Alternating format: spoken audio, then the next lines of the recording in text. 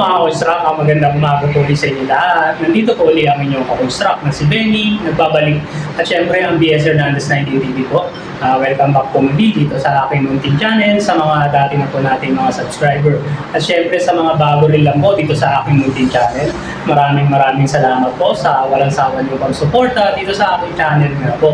Lalo na sa bago lang po dito sa aking channel nga po, sa mga bago nating mga subscriber. At syempre sa mga dati na rin po natin mga subscriber nga po na walang sawang sumusuporta po sa atin. Maraming salamat po sa inyo lahat. Dalangin ko po na sana ay nasa maayos tayo kalagayan sa mga oras na ito at mag-iingat na po tayo kung ano man ang gagawin natin sa mga oras na ito. Ang content po pala natin ngayon, about construction po ulit. Kung nakikita nyo po sa harapan nyo, meron tayong tile adhesive na ABC.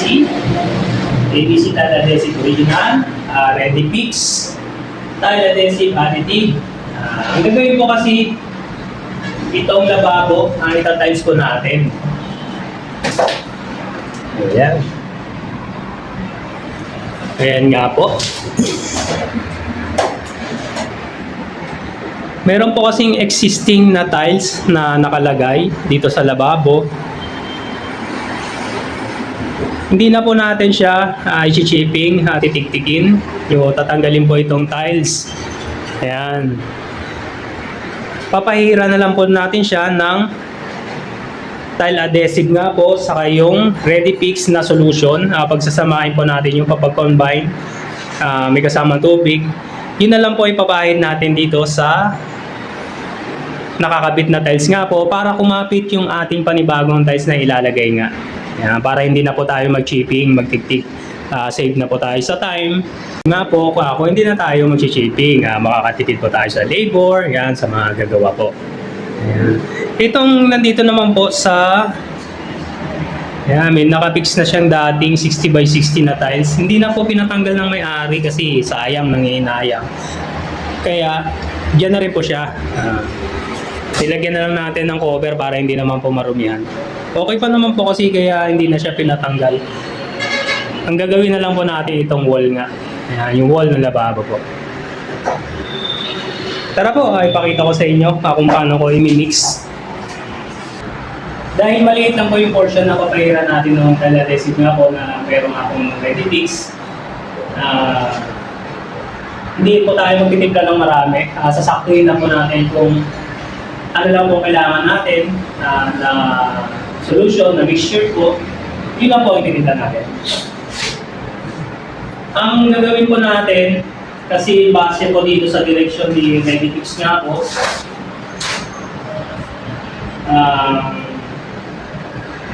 Ready Fix, 4 liters. 4 liters po ang laman nito. Itong isang galon. Kahaluan ko siya ng 4 liters na tubig. At merong ABC tile adhesive na original na 12 kilograms. Kung 4 liters po, itong Ready Fix ang gagamitin po natin. Ngayon, since konti nga lang po yung ating papahiran, ang gagawin na po natin, 2 liters lang itong Ready Fix. Siyempre, 2 liters lang yung water natin. At hatiin na po natin yung tile adhesive natin. Gagawin natin 6 kg lang po. Ayan. Itong tile adhesive po natin na isang bag, total po siya 25 kilograms. Yung kalahati po niya sa 12, dito po yan, kalahati, 12 kilograms. Yung kalahati po, 25 kilograms, 12.5, estimate na lang po natin, gawin po natin dito po sa gitna na lang po. Ayan, magtatagpo na lang po tayo sa gitna. Tapos, 6 kilograms na lang po yung gagamitin natin. Hindi divide po natin yung 12 kilograms nga po.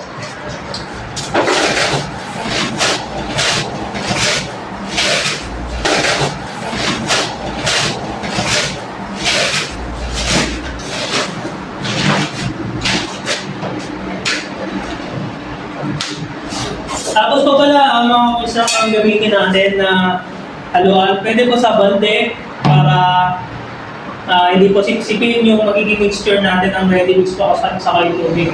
Pwede rin po naman ng mga plain sheet, mga DI plain sheet po ang gamitin natin na haluan nga po. Para kasi hindi po sisipsipin yung solution natin na hindi siya matutuyo agad.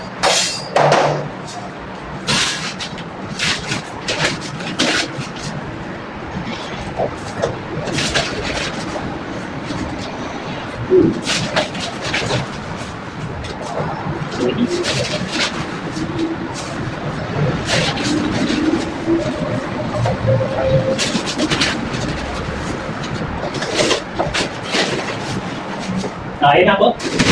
Ah, kinuha lang po natin yung 1/4 nitong 25 kilograms po natin na ABC Teletesting na po. Ayan, pinuwitan naman po natin para isa pa paano hindi po tayo sumobra at tumula po.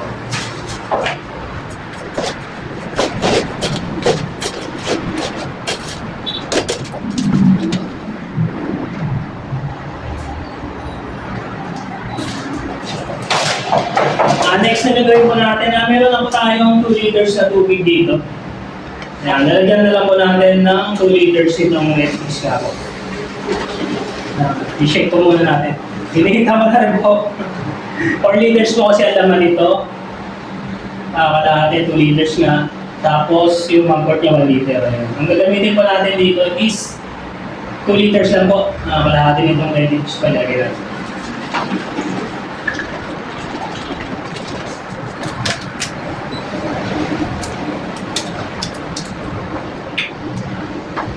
Meron po tayong 2 liters ng tubig.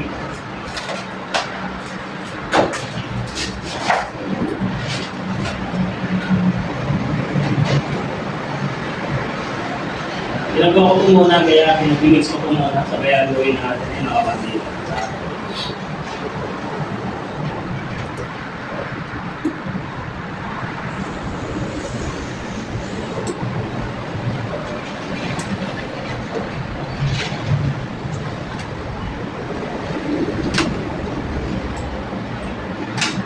Ayan. Ito po.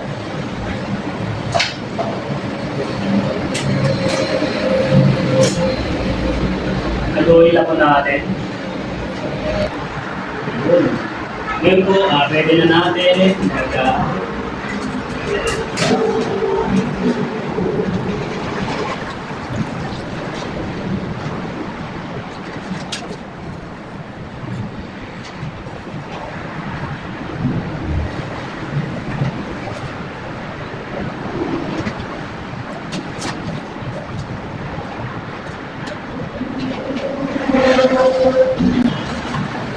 Alam mo natin si Chikin.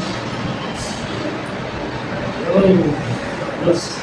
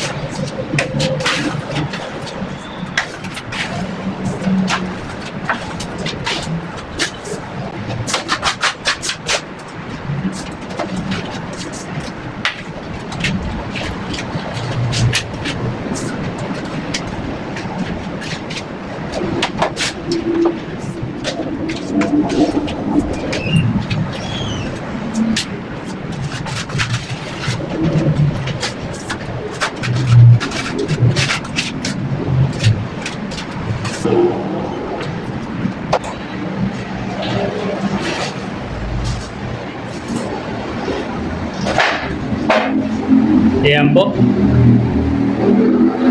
Patutuyuin lang po natin yan. Tapos pwede na po natin ilagay yung ating tiles nga. Nagkakabit. Mas maganda po overnight. Pinabukasan na natin ikabit yung tiles nga po. Ating ikakabit. Para mas tuyong-tuyo po yung ipinahid natin na solution nga po. Ayan. May natira lang po tayo. Ang gagamitin na lang natin yan dito sa tinatiles naman natin na CR. Kaya okay lang po. Kaya may nakamix na rin po tayo dyan. Nagtatiles rin po tayo dito sa CR. Yan na lang po natin isasama. Yun yung pinagaluan natin na sobra. Hello mga konstrak, pagkalipas ng magdamag nga po, pinatuyo natin yung pinahin natin kahapon na solution po ng tile adhesive na ADC sa akin ready fix po. Ayan po ang kinalabasan. Tuyong-tuyo na po siya. Pwede na nating i-fix yung ating tiles. Ayan, magdamag po natin pinatuyo para mas maganda po yung kapit. Ayan po yung ating tiles na ikakabit. Ayos! Samahan niyo ako mga konstrak. Ikabit po natin yung tiles.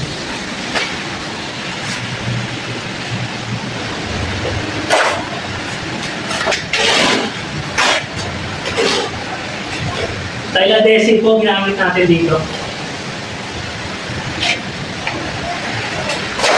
Tapos nilagyan rin po natin ng konting ready fix. I-fix po ulit tayo.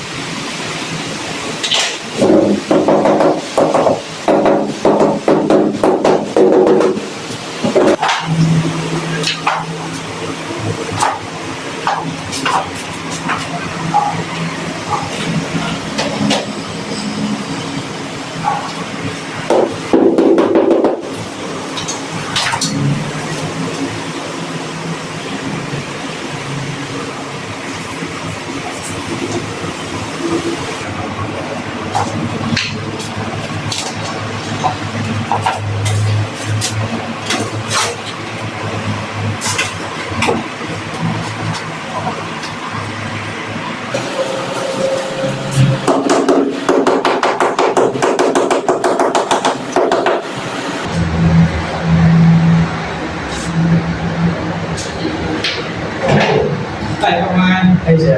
Ay sir. Salamat na, ilagyan na sana dito. So, meron na ni. Kaya mo na pinalisabi. Nandiyan naman na yung tiles, eh, sayang. Nakita niya, sobra ka pala dyan sa konti. Dito. Kasi konti na lang naman ito sir. Kaya paman sa ako. Okay sir, punta na lang ako doon mamaya. Kaya namin.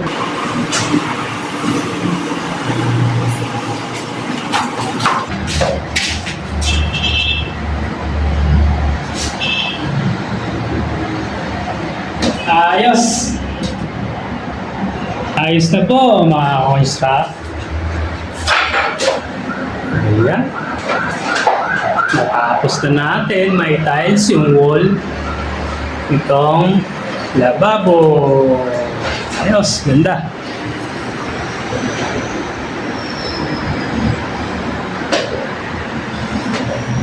Yun. Grout na lang po ang kulang. Si Papa na po ang bahala dyan sa grout.